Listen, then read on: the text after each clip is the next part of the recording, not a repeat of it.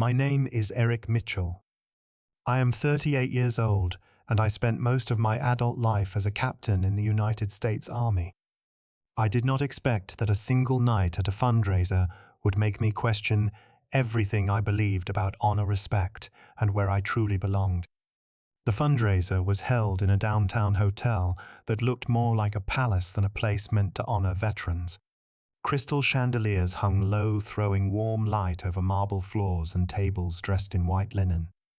Everywhere I looked, there were tailored suits, polished shoes, and confident smiles that came easy to people who had never worried about being out of place.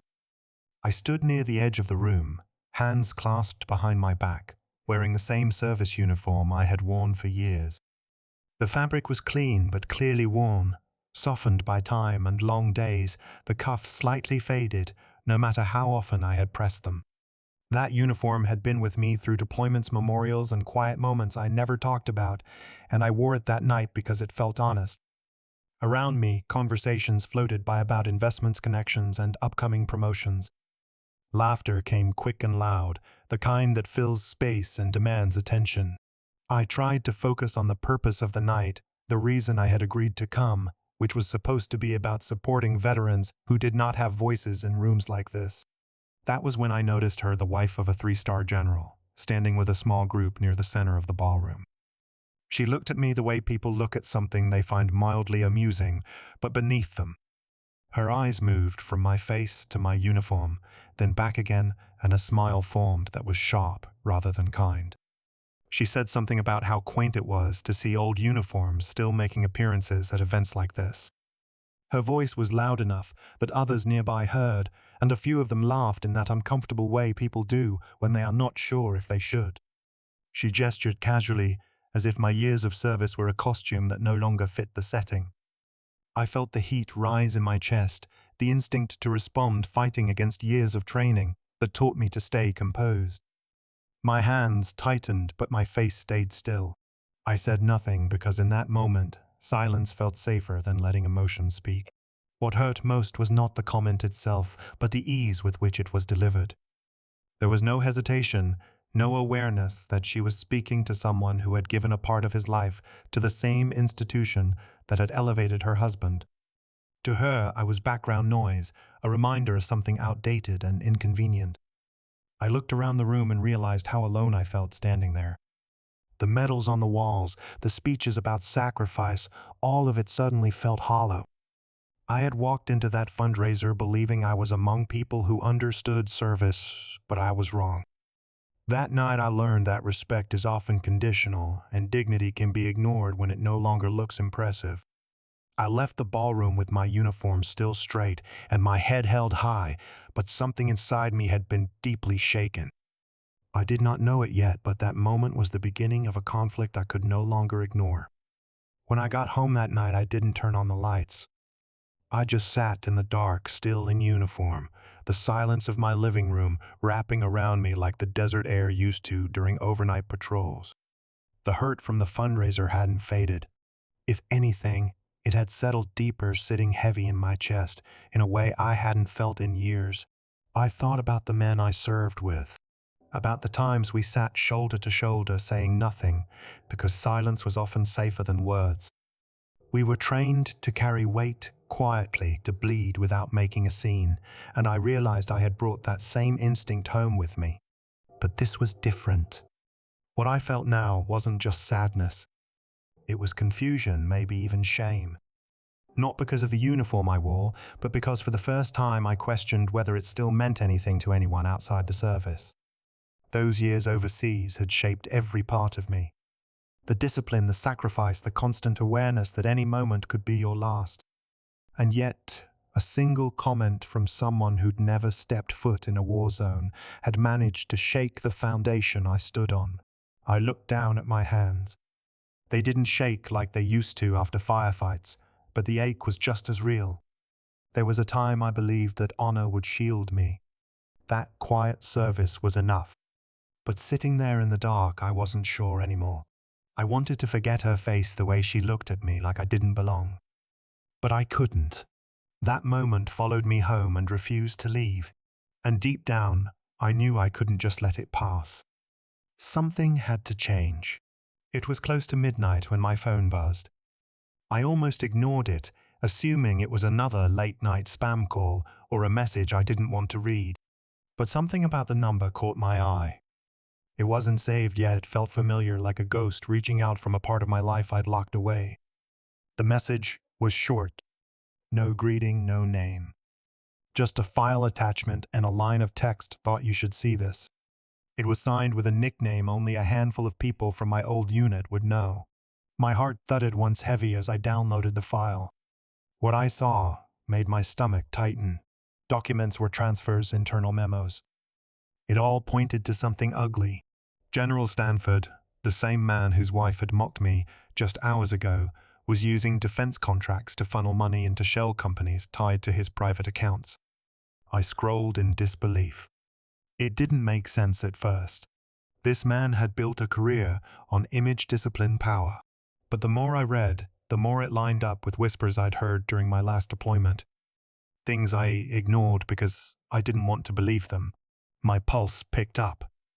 Betrayal hits hard when it comes from inside the ranks. I felt my jaw clench as the pieces began falling into place. Maybe that fundraiser wasn't about supporting veterans after all. I should have been furious. Maybe I was.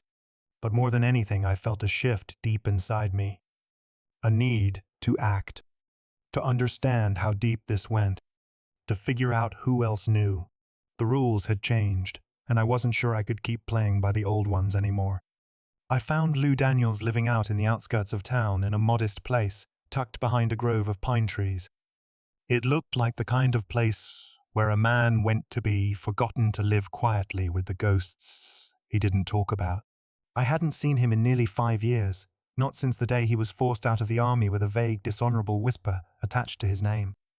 I parked out front and sat in my truck for a few minutes, unsure if I should knock. Lou had always been a quiet storm, the kind of man who held his ground even when it was crumbling under his feet. But when Stanford had him railroaded out, I hadn't done a damn thing. That shame still followed me.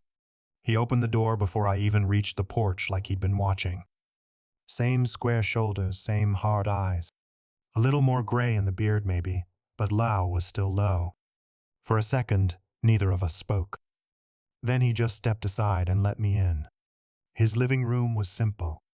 One recliner, one small table, a shelf lined with old medals and folded flags.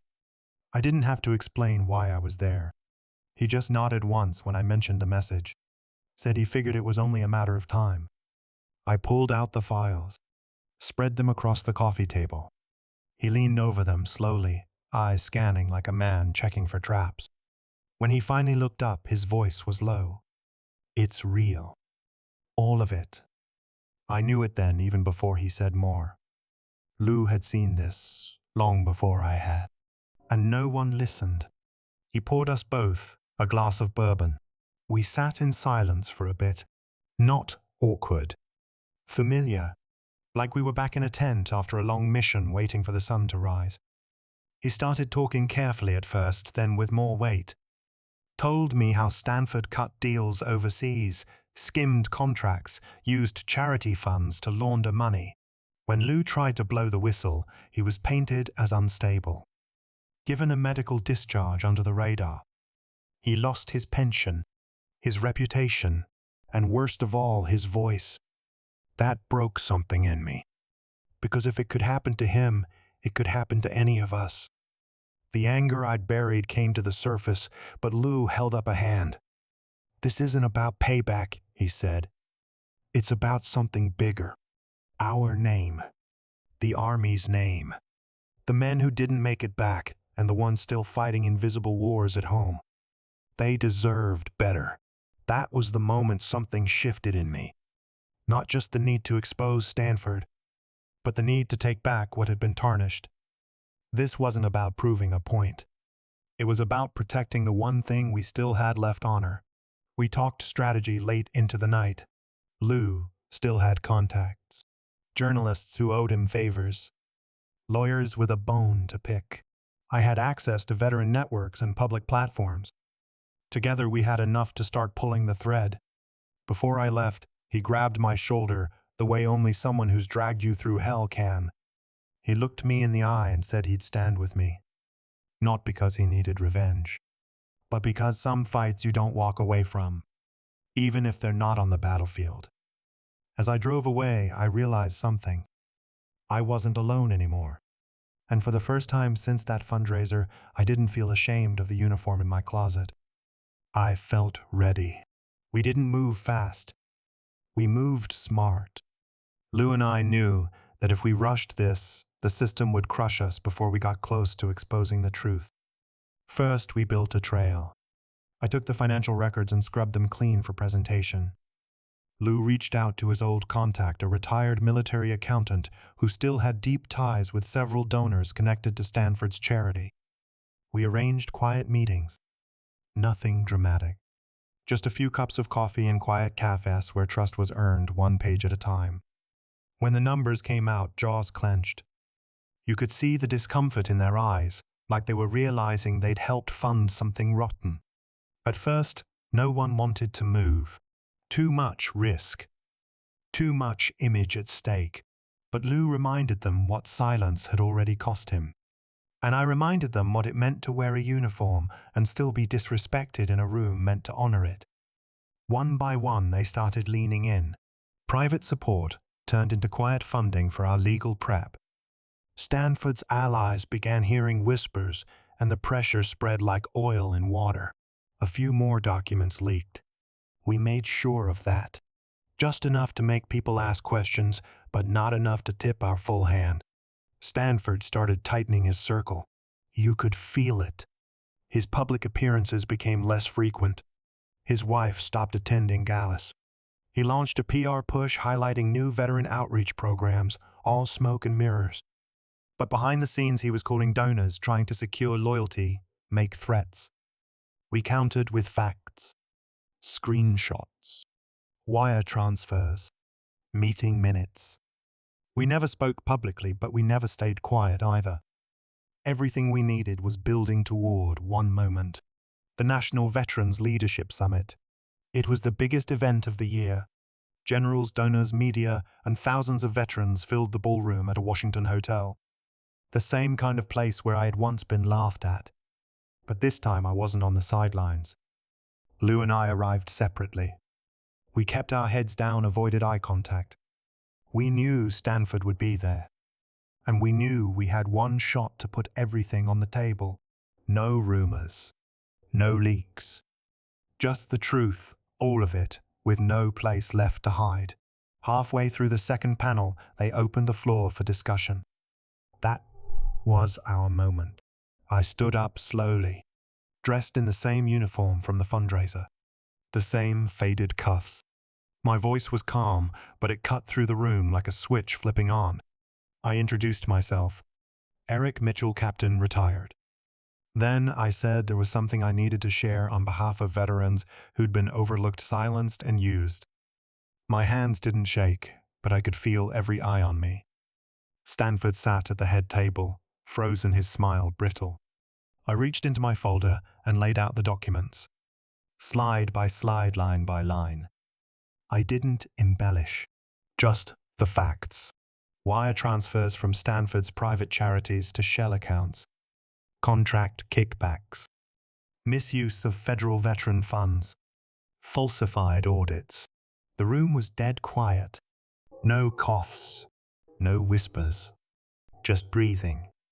That awful, sharp kind of silence when the truth lands harder than anyone expected. Stanford tried to interrupt. Claimed it was a smear campaign. Said I had no authority. But Lou stepped forward, documents in hand, and backed every number. Then one of the donors stood up. Then another. Until half the front row was no longer on Stanford's side. Reporters scrambled for photos. Cameras clicked. And still, the room held its breath. I closed with one thing. Not a threat. Just a question. What kind of legacy do we leave if we reward men who trade valor for profit? Stanford didn't respond. He didn't need to. The air had shifted. Power had shifted. You could see it on the faces that once looked past me. When the moderator finally spoke, it wasn't to defend him. It was to call for an internal review. Stanford was escorted out minutes later. No applause. No fanfare. Just footsteps and the weight of disgrace. As I stepped down from the stage, Lou met my eyes. We didn't say a word. We didn't need to. For the first time in years, I felt something I thought I had lost. Pride. The kind that doesn't come from rank or medals, but from standing up when it matters most. Stanford was suspended within days. A full investigation opened by the Department of Defense followed, and the evidence we presented became part of a formal inquiry. His portraits were quietly taken down, and his name scrubbed from several veterans programs he once used for personal gain. They didn't announce it like some movie ending. There was no ceremony, no camera crews following him into disgrace. But word spread through the military community like wildfire, and that was enough. I didn't get a medal or a headline. No one called me a hero. But I started getting quiet messages from veterans I'd never met. Some sent emails. Others mailed letters written in careful handwriting, thanking me for saying what they couldn't. It wasn't praise I needed. It was understanding, and that came in ways I never expected. A young Marine's mum stopped me at the grocery store and said her son used to talk about men like me. One of the donors I'd spoken to early on sent a handwritten apology for doubting me. Even the wife of the general who mocked my uniform at the fundraiser crossed my path again. She didn't say much, just looked me in the eye, nodded once, and walked away. That was enough. I wasn't angry anymore, just tired in a different way. A kind of tired that comes after a storm when the air feels still again and you can finally breathe. The truth didn't fix everything. Some damage couldn't be undone. But the silence was broken, and the shame that used to weigh down my shoulders wasn't mine to carry anymore. I walked into my old VFW post a week later. No one made a big deal. Just a few nods. A seat saved for me at the end of the bar. And a feeling I hadn't known in years. I belonged again. Not because I proved something, but because I stood up when it counted. I went back to my regular life. No parades, no speeches, just quiet mornings and long walks with my dog. The kind of life that feels ordinary until you realize how much you fought to keep it honest. One afternoon, I took the old uniform out of the closet. The same one I wore to that fundraiser, the one they laughed at. I pressed it, brushed the cuffs, and hung it on the wall where I could see it every day. Not as a reminder of humiliation, but as proof that honor never fades, even when others try to cheapen it. That fabric held more than memories. It held the weight of decisions made when no one else would speak. I don't believe power is about rank or applause. It's what you choose to protect when you have nothing left to gain. The hardest moments show you who you are. I wasn't the loudest or the strongest, but I stood my ground when it counted. And that I've learned is what makes all the difference. So if someone out there is feeling small, invisible, or dismissed, I want them to hear this. Your worth isn't measured by how others see you. It's defined by what you're willing to stand for when no one else will.